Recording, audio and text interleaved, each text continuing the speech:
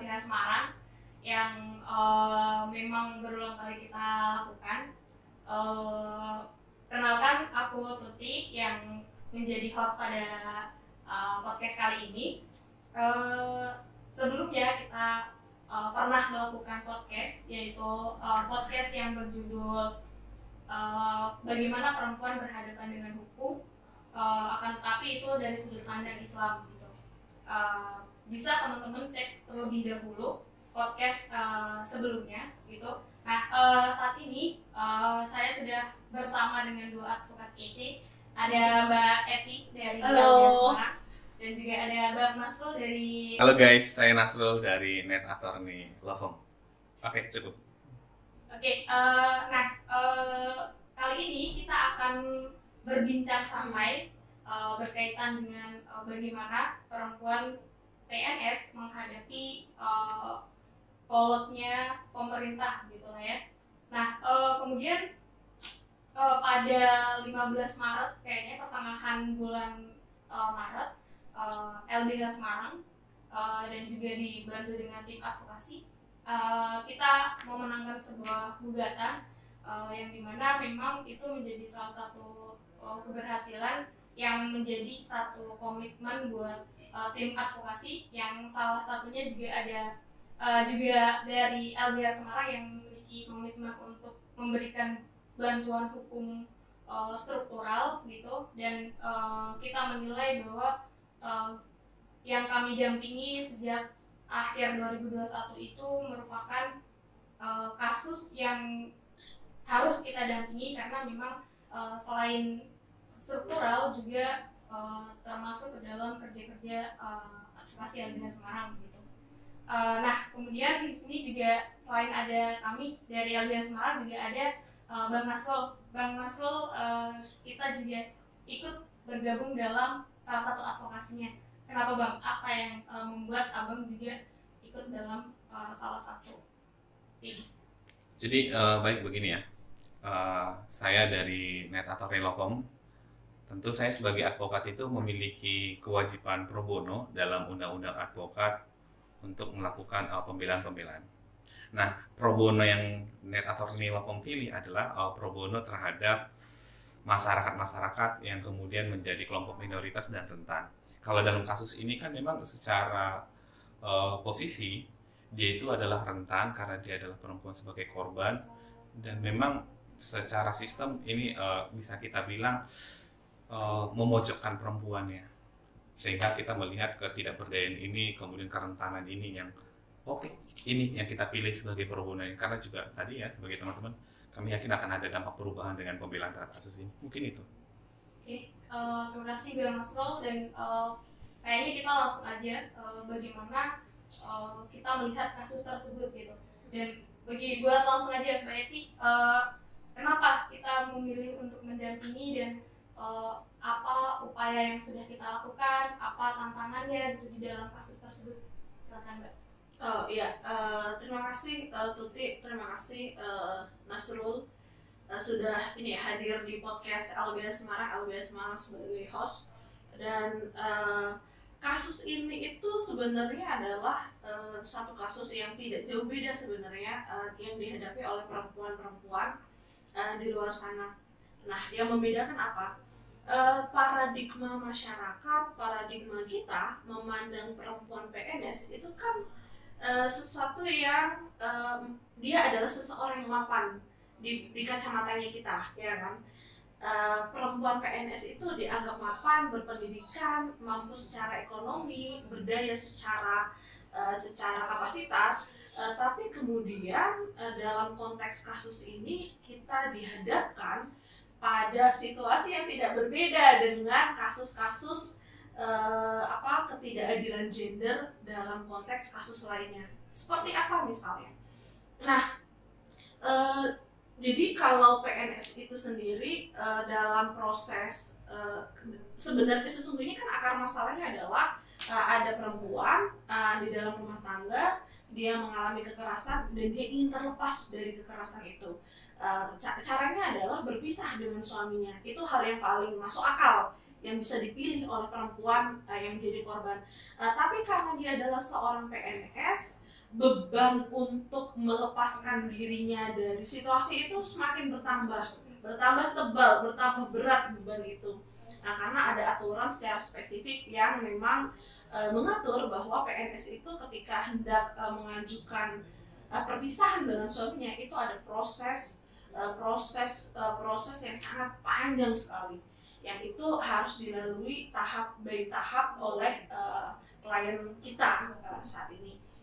Nah, apakah berhenti di situ saja? Tidak, karena situasinya, hambatannya, tantangannya lagi adalah dia adalah PNS biasa yang kemudian dia dipaksa patuh dan tunduk terhadap atasan. Atasannya sendiri ternyata dia tidak punya perspektif dalam memandang satu permasalahan, kenapa seorang perempuan PNS itu mengajukan izin cerai misalnya. Nah, itu tidak pernah dipandang, tidak pernah dilihat, tidak pernah dicari akarnya. Masalahnya itu apa? Itu nggak pernah dicari. Itu yang kedua. Dan yang ketiga menurut saya adalah satu proses yang panjang, dua perspektif pimpinan yang tidak berpihak kepada perempuan terhadap korban, dan yang ketiga tentu saja pandangan masyarakat yang menilai bahwa perempuan PNS itu adalah subjek yang sudah berkapasitas, sudah berdaya, tapi sesungguhnya saya rasa ini adalah satu capture kasus yang perempuan PNS itu hadapi juga di banyak wilayah, tapi tidak pernah tershow up karena memang mereka takut pada sistem birokrasi. Mereka adalah bawahan, mereka punya atasan dan lain sebagainya. Nah, barangkali itu Mbak Tuti yang bisa aku sampaikan ya. Ya, cukup menarik tadi di dalam kasus ini sendiri memang mungkin saya sendiri sebelum ada belajar masuk ke fakultas hukum gitu, ada perbedaan antara perceraian biasa terus adanya perceraian yang dihadapi oleh seorang PNS gitu. Nah, kali ini ke Bang Nasrul nih, kayak gimana proses yang dihadapi, tantangan atau upaya-upaya yang dilakukan mungkin dalam konteks persidangannya gitu. Oke, apa yang disampaikan oleh Etik tadi itu benar. Paradigmanya adalah ketika PNS mengajukan permohonan izin cerai, kadang kala ini ditolak karena tadi dengan alasan memang pimpinannya tidak mempunyai perspektif gender ya. Tapi saya akan melihat lain secara hukum secara umum ya, yang sesuai dengan keahlian saya di khusus perkara tata usaha negara.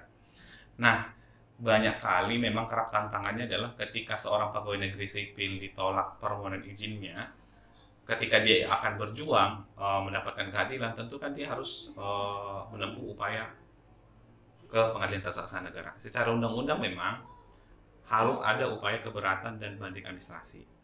Nah, oleh undang-undang administrasi pemerintah sebetulnya keberatan dan banding administrasi ini merupakan harusnya salah satu upaya koreksi terhadap pejabat untuk mengkoreksi keputusannya apakah sudah sesuai dengan azas umum pemerintahan yang baik. Ini kan sebenarnya idealnya ya. Cuman persoalannya kerap kali ketika kita melakukan keberatan atau kemudian banding administratif baik ke pejabat dan atasannya, dalam hal ini bupati ya, itu ditafsirkan lain oleh pejabat. Seolah kemudian ketika pegawai negeri sipil mengajukan gugatan dianggap melawan atasan, padahal enggak. Ini kan hak yang dijamin oleh undang-undang. Itulah kemudian hadirnya Peradilan Tata Usaha Negara sebenarnya untuk mengkoreksi keputusan ataupun tindakan dari pejabat TUN. Nah, dalam konteks ini tantangan dan hambatannya adalah banyak intimidasi terhadap pegawai negeri sipil yang melawan karena dia berjuang untuk keadilan. Tetapi sebenarnya kalau dari kita adalah ini sebenarnya harus dipandang sebagai upaya masukan, saran terhadap pemerintah agar memperbaiki kebijakannya, terutama dalam permohonan izin cerai. Karena memang berbeda. Kalau sipil biasa dia tidak perlu izin cerai dari atasan, sementara PNS dia butuh izin dari atasannya. Nah, dari kami sih memang ya melihat hambatan dan tantangan itu adalah pejabat dan bawahannya, dinas-dinas terkait sangat-sangat tertinggal dalam hal pemahaman hukum, administrasi negara, dan yang tadi disampaikan oleh Etik, perspektif gender. Karena apa? Mereka menganggap lain tindakan memperjuangkan keadilan. Ya, kita bisa lihat ya, bersama teman-teman bersama teman-teman LBS Semarang 2 kali mengajukan gugatan satu yang kasus PNS sebagai korban ini dan kasus CPNS yang difabel. Ini kan sebenarnya jadi koreksi masukan yang sangat baik untuk pemerintah. Nah, kita ini kan sebagai sebuah masyarakat bersama-sama ingin satu kepastian yang perlindungan asasi manusia ya dan keadilan itu sendiri. Mungkin itu sih dari saya. Terima kasih. Terima kasih tadi Bang Nasrul udah menjelaskan bagaimana kondisinya gitu di dalam proses persidangannya gitu. Nah, tadi Mbak Eti sudah menjelaskan bagaimana begitu banyak hambatan yang dihadapi oleh perempuan seorang PNS gitu ya, yang seorang PNS yang ingin mengajukan cerai akibat adanya kekerasan dan juga bagaimana pandangan hukumnya gitu dari khususnya dari kasus ini begitu. Nah, bagaimana menurut Mbak Eti dan juga Bang Nasrul berkaitan dengan isi putusan yang hakim berikan kepada kita khususnya gitu. Gimana Mbak Eti? Aku dulu. Oke. Ya, jadi saya rasa ketika saya membaca putusan, kemudian merasakan sidang di Pengadilan Tata Usaha Negara Semarang, tentu saja kita patut mengapresiasi Pengadilan Tata Usaha Negara karena mampu menghadirkan suasana yang fair di ruang persidangan. Klien saya di sana merasa nyaman, dan yang kedua adalah berkaitan dengan putusan yang diputuskan oleh Majelis Hakim PT UN Semarang. Kenapa kita perlu mengapresiasi itu? Karena melalui putusan itu sebenarnya putusan ini menjadi satu presiden yang sangat baik sekali bagi perempuan PNS di luar sana yang sedang berkonflik atau sedang mengalami situasi yang sama dengan kliennya LBH Semarang. Saya yakin betul tidak 1-2 orang, barangkali ribuan atau ratusan orang itu perempuan PNS ingin terbebas dari situasi yang toksik di dalam rumah tangganya, tapi tidak pernah bisa karena ada persyaratan-persyaratan yang sangat sulit sekali untuk dipenuhi oleh korban. Sebut saja misalnya di Kabupaten Kendal itu ada satu syarat namanya kesepakatan untuk cerai. Jadi bagi pemerintah Kabupaten Kendal, padahal Pemkab Kendal itu sudah punya perda tentang perlindungan perempuan loh, gitu. Mereka udah punya itu, udah progresif banget kan. Tapi sayang sekali ketika menghadapi kasus yang seperti ini, mereka tidak selaras dengan tindakan-tindakan mereka yang mampu membuat atau menerbitkan perda tentang perlindungan perempuan sebagai korban. Nah, pada konteks kasus ini klien kita itu dianggap atau ditolak permohonannya karena tidak mampu menghadirkan surat kesepakatan cerai antara suami dan istri. Nah, bagi kita yang punya logika normal, tentu kesepakatan cerai itu tidak akan pernah mampu dipenuhi oleh perempuan yang dalam konteks berrelasi mereka sudah timpang, kemudian berada dalam situasi toksik, dan ada situasi-situasi yang membuat dia tidak mampu memenuhi persyaratan itu, yang biasanya suaminya nggak mau gitu. Ya kalau suami nggak mau, istrinya pengen cerai, pengen terbebas, suaminya merasa nggak mau cerai karena merasa enak melakukan kekerasan, barangkali ketagihan dengan hal itu, ya itu nggak akan pernah ada, itu nggak akan pernah mampu dipenuhi oleh perempuan yang jadi korban. Nah, Hakim Petun Semarang itu menganggap hakim ini menurut saya telah memutus dengan langsung menembak pada sasaran jantung.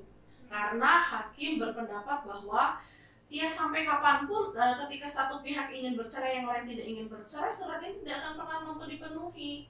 Nah, sehingga kalau kita dihadapkan pada situasi yang seperti itu, seharusnya kita balik lagi kepada tujuan perkawinan itu apa. Di dalam Undang-Undang 1 tahun 74 sudah jelas kok diatur, dijelaskan untuk membentuk rumah tangga yang sakinah mawaddah warahmah. Kalau tujuan itu tidak mampu dicapai, seharusnya bagi kita yang memiliki logika normal itu berpandangan bahwa oke, pada situasi ini ternyata tujuan perkawinan itu tidak mampu dicapai, ya sudah, tidak ada lagi tanggung jawab negara, tidak ada lagi tanggung jawab atasan PNS atau birokrasi untuk mengurusi hal itu. Tetapi kan sayang sekali dengan putusan yang sangat baik itu ternyata Pemkab Kendal merasa tidak mau dikoreksi ya. Mereka bukannya mengoreksi tindakannya mereka yang sudah dinyatakan cacat secara hukum karena melanggar peraturan dan melanggar asas-asas umum pemerintahan umum yang baik itu yang berdasarkan putusan hakim. Bukannya mengoreksi tindakannya dia, membetulkan tindakan dia yang salah, tapi mereka malah mengajukan banding. Gitu. Nah di sini menurut saya sayang sekali ya, Pemkab Kendal telah kehilangan momentum yang sangat berharga bagi mereka untuk bisa menunjukkan komitmennya mereka terhadap perlindungan perempuan korban kekerasan. Terima kasih. Mungkin bersambut ke Bang Nasrul, gimana Bang putusannya menurut Abang? Ya, saya bersepakat ya sama dengan Eti ya.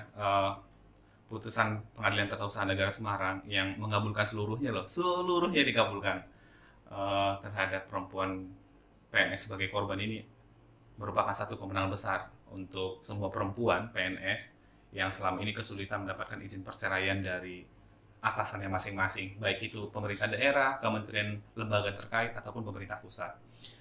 Saya sepakat ya, apa yang terjadi dalam kasus ini bagaikan gunung es, mungkin hanya satu yang terlihat, tapi yang lainnya mungkin karena takut dengan atasan, takut kehilangan pekerjaan, atau bentuk intimidasi dari suaminya, mungkin tidak mengajukan gugatan. Nah, putusan ini memang harus sangat kita apresiasi karena satu terobosan, satu bukti nyata bahwa ada kelemahan secara aturan undang-undang, ada diskriminasi terhadap perempuan. Dibayangin ya, udah perempuan korban diminta untuk agar pelaku kekerasan setuju bercerai, ya kan nggak mau gitu. Untuk berhadap-hadapan aja nggak sanggup. Benar tadi kata Evi. Saya meyakini bahwa putusan Pengadilan Tata Usaha Negara Semarang ini dalam pertimbangan putusannya sangat-sangat baik, mempertimbangkan juga konteks perempuan berhadapan hukum. Ini kita apresiasi juga memang sama-sama hakim yang memimpin persidangan perkara 99 PT UN Semarang ini. Ke depan memang ada harapan lebih baik lagi karena kan aturan perceraian ini diatur sama peraturannya Menpan RB. Nah, ada sebenarnya perbaikan secara aturan perundang-undangan yaitu yang diatur Menpan RB itu agar melihat situasi terkini. Kan itu aturan tahun 90 ya, sekarang tahun 2023. Bukan, maksudnya izin perceraian PNS ini sebenarnya itu kan terakhir tahun 90. Nah sekarang udah tahun 2003, sangat tertinggal ya. Maksudnya ini juga harusnya responsif yang teman-teman bilang tadi, responsif perhatian terhadap perlindungan gender, terus kemudian perempuan sebagai korban. Nah ini yang nggak dimiliki sebenarnya. Mereka hanya melihat syaratnya terpenuhi nggak, ya sudah nggak terpenuhi tolak gitu. Nah, berharap sebenarnya Menpan RB dan instansi terkait merubah aturan yang lebih kekinian. Khususnya kan sekarang semangat banget ya orang menaikkan isu perempuan sebagai korban ini. Kami juga berharap dari Net atau Nilofem bahwa putusan yang memenangkan perempuan sebagai korban melawan Sekda Kendal ini akan menginspirasi perempuan lainnya dan sekaligus juga menginspirasi pemerintah daerah, pejabat-pejabat, baik kementerian atau lembaga untuk kemudian melihat isi putusannya, minimal baca dulu deh gitu, biar tahu bagaimana melakukan evaluasi di lembaga terkait dengan permohonan cerai. Mungkin itu sih. Terima kasih. Ya, terima kasih Bang Nasrul tadi sudah menyampaikan harapan juga. Nah, gimana nih menurut Mbak Eti? Mungkin pertanyaan terakhir juga berkaitan dengan kedepannya harapan dari belajar dari kasus ini. Saya pikir dalam konteks LBH Semarang kasus ini sangat struktural ya. Karena sesungguhnya melalui kasus ini menjadi satu entry point untuk kita sebagai satu pintu masuk untuk melihat secara lebih dalam. Ternyata kita baru ngeh ya sekarang.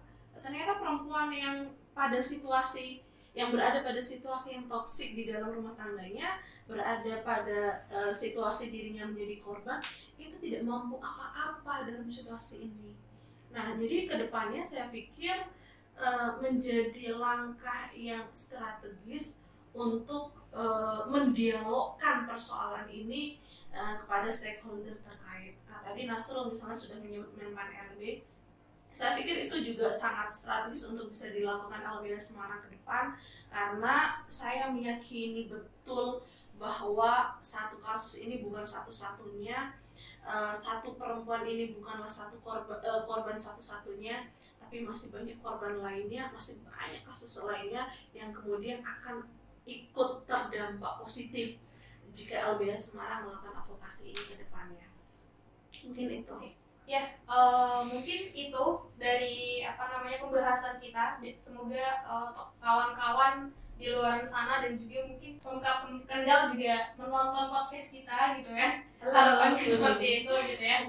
Nah, mungkin cukup. Terima kasih atas kehadirannya Mbak Eti dan juga Bang Nasrul ke podcast LBH Semarang, yang mungkin kedepannya kalau misalnya ada ini kita bisa buka lewat podcast atau hal lainnya ya gitu. Nah, mungkin itu saja kami akhiri. Terima kasih teman-teman sudah menonton podcast kita.